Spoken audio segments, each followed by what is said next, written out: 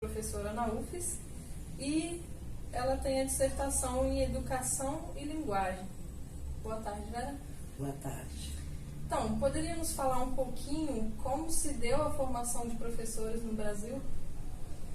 Olha, Sidney, primeiro quero dizer do prazer de estar conversando com vocês. Meus ex-alunos, são sempre um privilégio reencontrá-los. E as coincidências da vida. Hoje eu estava lendo exatamente sobre isso. Vamos pensar, tem que voltar na história, não tem jeito. Toda a educação ela está pautada na história.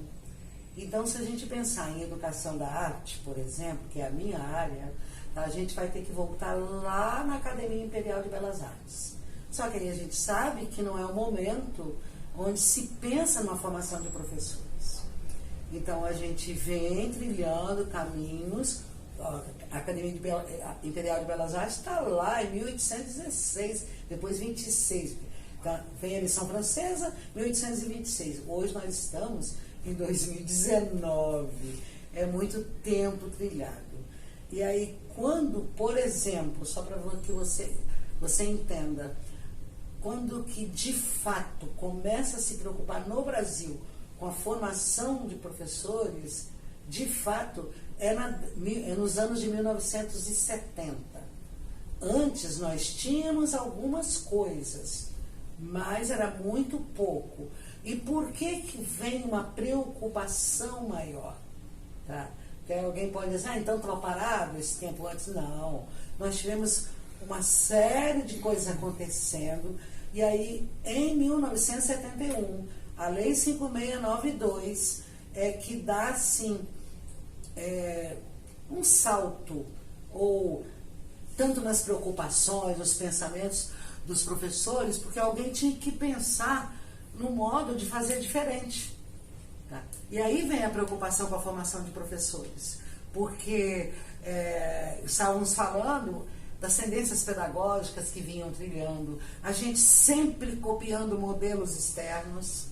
Tá? Então a gente traz modelos europeus, modelos estadunidenses, não é diferente. O acordo MEC-Usaid está aí para nos contar, mexe com a formação de professores, porque aí traz um pensamento de escola tecnicista.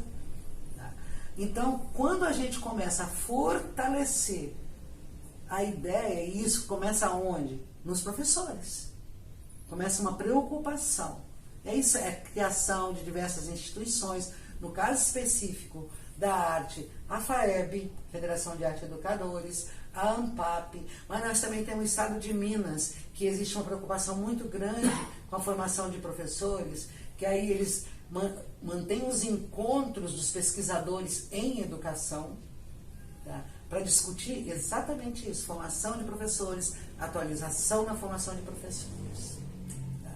E nos tempos atuais, vamos aguardar para ver, até para ver o que você vai me perguntar aí, para eu não avançar muito nas duas questões. Tá certo. Temos aqui a formação inicial e continuada, certo? Você poderia me falar algumas políticas públicas envolvendo essa formação inicial e continuada e também citar algumas diferenciações entre elas? Olha, Maria Cristina Rosa Rosa da Fonseca, ela é professora da UDESC e eu faço parte, inclusive, do grupo de pesquisa dela, que é o grupo Observatório de Professores Pesquisadores de Formação de Professores de Arte. Só que a Maria Cristina, a primeira formação dela não é em arte. Ela inclusive, o trabalho dela, o maior tempo de trabalho dela é com formação de pedagogos e seria depois com a formação de professores em geral. Então, a pesquisa dela na UDESC, ela se aprofunda exatamente nesse sentido. E os livros dela, ela acentua isso. A professora Gerda também fala muito disso. A professora Gerda é daqui, é da UFES, se aposentou agora recentemente.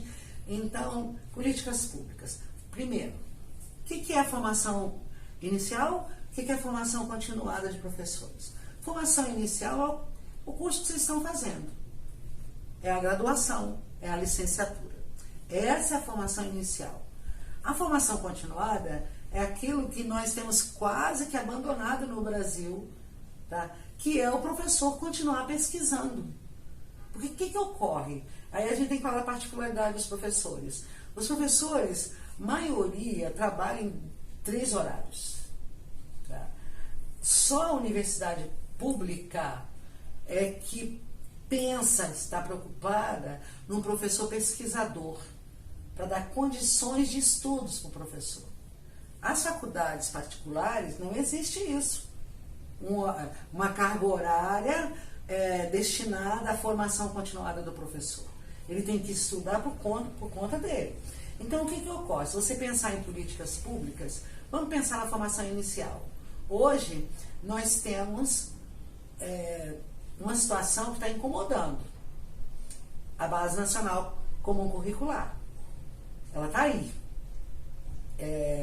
Se fosse para rasgar, ia ser muito difícil se ela tivesse impressa, porque são 500 e tantas páginas. Ia ficar complicado. Aí o que acontece? Mas ela está online. Para deletar, é muito recurso público que foi para financiar tudo isso. Ela propõe situações de mudança que são consideradas muito boas por alguns pesquisadores. E existem também muitas críticas. Tá? E uma das críticas que é feita à base é a exigência tanto da formação inicial quanto continuada dos professores. Quantos são os alunos de licenciatura que estão analisando, estudando, ou quantos viram ou ouviram falar da Base Nacional? Tá? E na continuada, formação continuada, embora o Ministério tenha criado lá uma política para destinar no seu calendário horários para a escola estudar e tudo, isso não vem sendo feito. Porque, lamentavelmente, não se valoriza a educação. Não valorizando a educação, é consequência, não valoriza a formação do professor. Então, as políticas públicas, se você for voltar no tempo, aí você vai lá, quando foram lançados os parâmetros curriculares nacionais, foram lançadas políticas públicas nesse sentido. O Ministério promoveu verba, mandou livro e tal. O que acontece à base? O livro didático chega antes para a escola, antes que o professor conheça de fato a base. Então, claro que vocês vão encontrar opiniões divergentes, outras que vão estar semelhantes ao meu modo de pensar, mas as políticas públicas para a formação inicial e continuada dos professores no Estado brasileiro são deficientes. É isso. E a questão da valorização dos professores, tanto por parte de ter um recurso, né, para os professores, quanto também da valorização monetária, né, que a gente fala. Olha, e aí é uma coisa das coisas que eu falo muito, isso eu falo durante minhas aulas. Nós tivemos num passado muito distante um momento que a valorização do professor era aquela assim, a valorização do mestre, o professor. Não, mas ele não ganhava recurso financeiro para isso, não. Sabe, ser professor era grandioso. Ou seja, não, como é que eu diria, não receber uma remuneração digna pelo fato de ser professor, parece que é um estigma, ou sei lá o que, não sei como chamar não, me pressumiu a palavra aqui. Tá? No Brasil, a coisa é por aí. Então, assim, já se valorizou muito pelo fato de ser professor. Não ao ponto, por exemplo, comparado do Japão, né? Mas se valorizava o nome, o ser professor. E nós temos exemplos disso escritos em alguns escritos, por exemplo, tem um personagem do livro Gabriela Cravo e Canela, onde mostra o professor, onde o professor tinha entrado em todos os lugares pelo fato de ser professor. Então, era uma coisa, a pessoa com um personagem que todo mundo confiava, tal. Vivia na miséria, coitado. Não ganhava nada. Vivia com o sapato corroído, porque não recebia um salário digno para aquilo, que fazia com tanto empenho. E aí o que ocorre?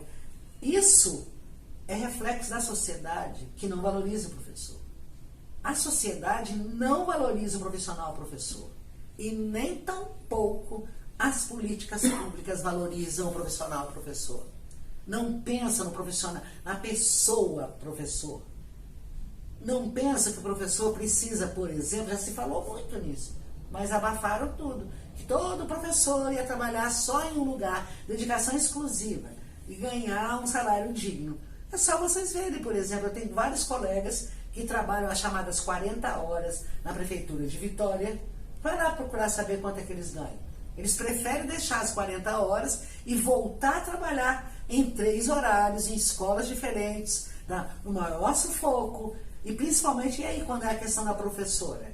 Que ainda nós temos enraizado em nossa cultura, que a professora que vai dar a geral na casa, mesmo que o marido colabore, quem vai dar a geral na casa, que vai ser de almoço amanhã, é a professora.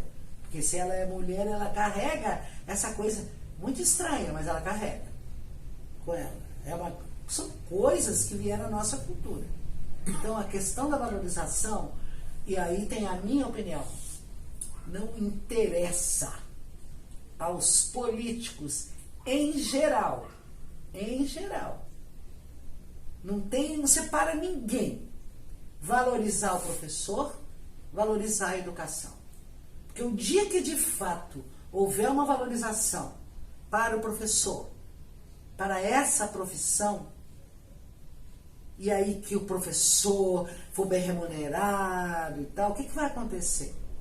A educação, primeiro de tudo, ela vai deixar de ser massa de manobra. Vai deixar. Porque o professor vai ter mais tempo de estudar, o próprio professor, ele vai ter condições. Porque hoje, a maioria que não se dedica é por falta de condições. Às vezes ele não tem condição física para se dedicar. Porque ele tem que dar conta do montão de pauta, seja ela à mão ou online, não importa, para receber tão pouco.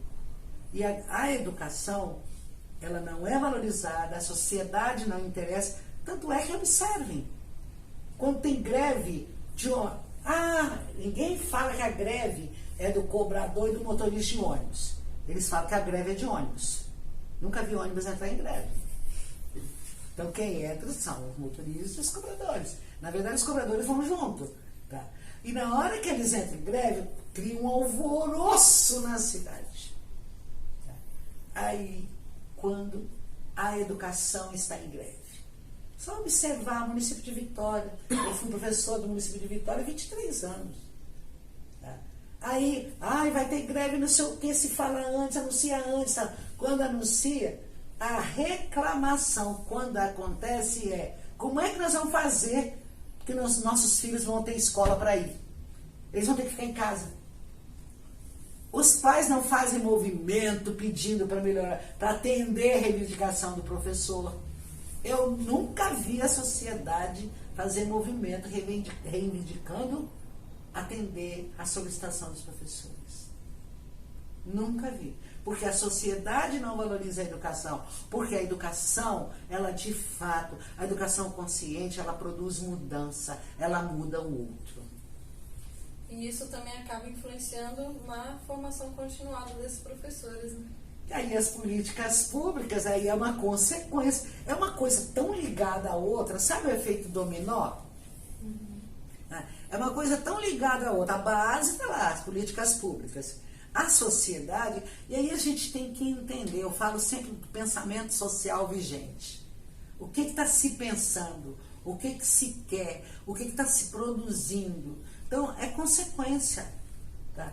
Você não pensa na formação inicial do professor, haja vista, só buscar as licenciaturas. As licenciaturas estão esvaziadas nas universidades públicas.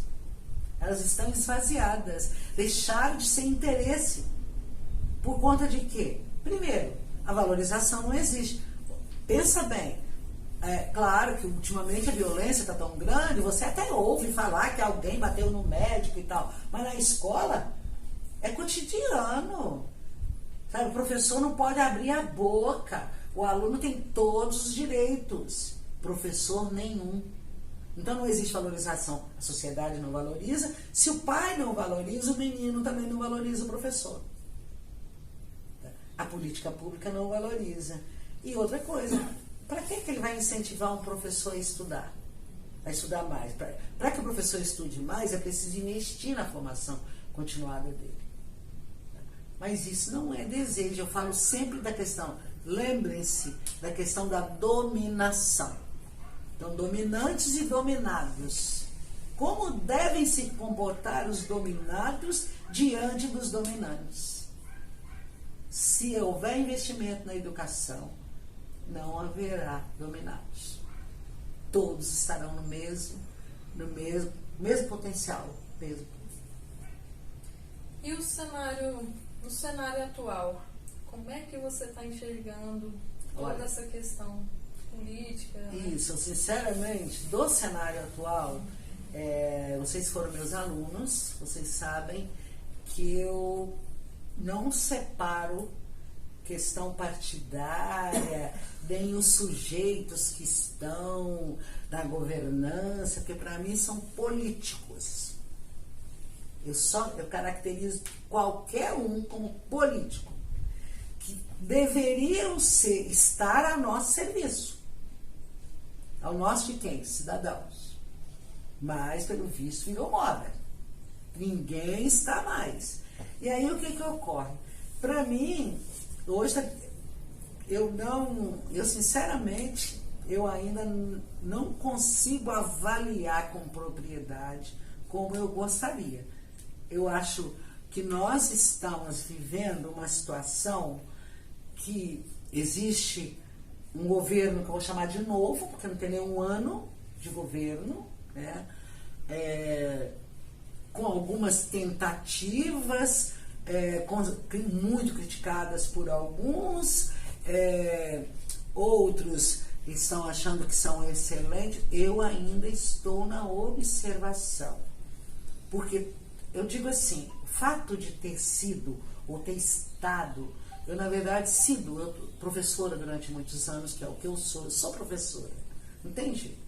Então eu já vi dessas políticas todas, eu já vi fantasiados de tudo, eu vi acontecer. Então eu fiz parte, por exemplo, da época da elaboração da LDB de 96. Então, eu falei assim, eu me julgo no direito de, nesse momento, ficar avaliando, observando. Porque até agora, o que foi, eu não vou dizer, será que foi feito alguma coisa? Porque até agora eu não percebi nada sendo feito de fato.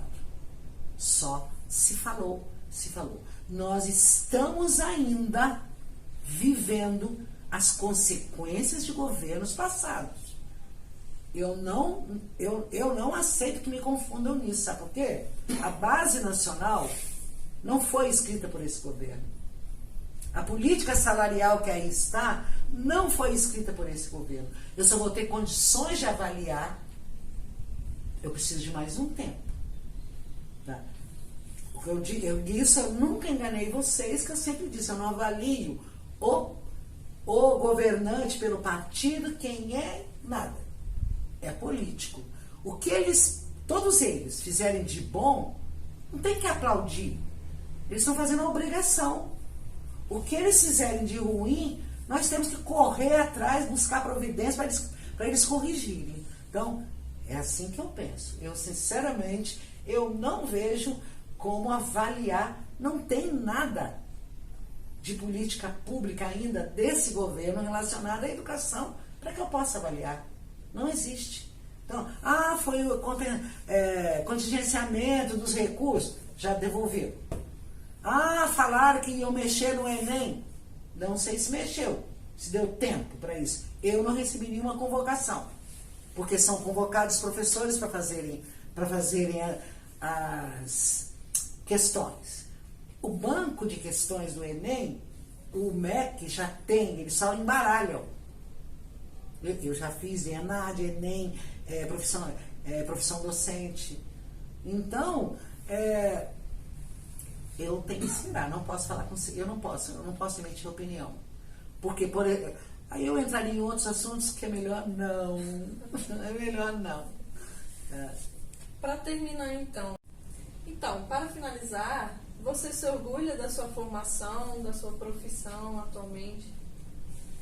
Olha, para responder, eu vou sempre dizer assim, eu sou professora. E eu lembro muito do Rubem Alves, quando ele fala da diferença entre ser professor e estar professor. Eu sou professora, eu acho que eu nasci professora. E aí, as situações me ajudaram a nascer. Rubem Alves também fala disso. Eu me orgulho muito, e eu digo, enquanto eu me arrepiar por situações que envolvem a educação, que envolvem um aluno, que envolvem um ex-aluno, eu serei professora. Eu me orgulho porque eu sou filha da UFES. Eu fiz graduação na UFES, fiz mestrado no PPGE, doutorado no PPGE, depois eu fiz uma pós-graduação em EAD, até por conta que eu estava trabalhando no curso de artes visuais à distância e na tutoria. Aí eu fiz uma pós exatamente para abrir mais o campo, né, do exercício da tutoria, para entender o que é ser um professor tutor, tá? E então, assim, eu me orgulho muito, muito, muito, muito. Continuo estudando e já estou preocupada, tá? Porque quando eu me aposentar, eu vou deixar de estar professora, mas eu vou continuar sendo professora. O que eu vou deixar é de exercitar a função. Apenas isso. Bacana. Então, muito obrigada, Vera. Obrigada pelas suas contribuições, né?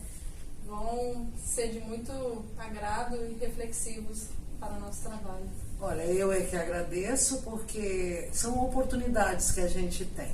Primeiro, a oportunidade de reencontrar ex-alunos. Isso é sempre muito bom. E segundo, e não sei qual delas é mais importante, é a contribuição. Sucesso para vocês. Obrigada. Então, ficamos por aqui.